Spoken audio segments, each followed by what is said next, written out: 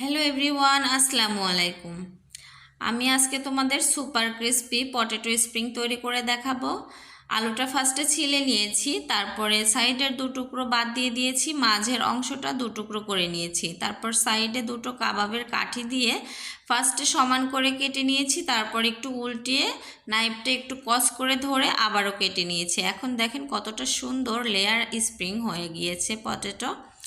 তো এই যে আমি 10 মিনিট পানিতে ভিজিয়ে রেখেছিলাম, এর জন্য এটা কিন্তু অনেকটা সফট হয়ে গিয়েছে, আর আলুর ভেতরে যে কষটা ছিল সেটাও কিন্তু বের হয়ে গিয়েছে। এরপর 3 থেকে 4 বার আলুটা আমি পানি বদলিয়ে ধুয়ে নিয়েছি। এখন আলুর গায়ে যে পানি আছে সেটা আমি খুব সুন্দর করে মুছে নিচ্ছি। এভাবে করে কিন্তু আলুর গায়ে থেকে পানিটা খুব সুন্দর করে আমাদেরকে মুছে নিতে হবে।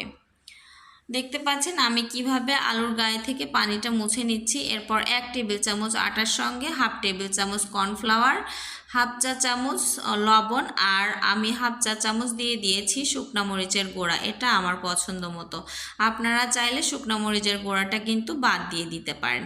এরপর আলুর গায়ে উল্টে পাল্টে ভিতরে খুব সুন্দর করে এই কর্নফ্লাওয়ার আর আটার মিশ্রণটা আমরা লাগিয়ে নিব।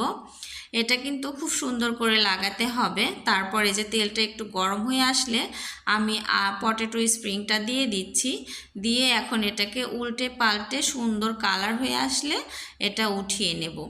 এই যে আমার কিন্তু পটেটো স্প্রিংটা ভাজা হয়ে গিয়েছে, এখন এটা উঠিয়ে নিচ্ছি। এটা এতটা মুচমুচে হয়েছিল, আপনারা তৈরি করে না খেলে কিন্তু বুঝতে পারবেন না।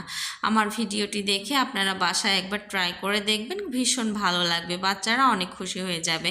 আমার ভিডিওটি যদি ভালো লাগে লাইক, কমেন্ট আর শেয়ার করে আমার পাশে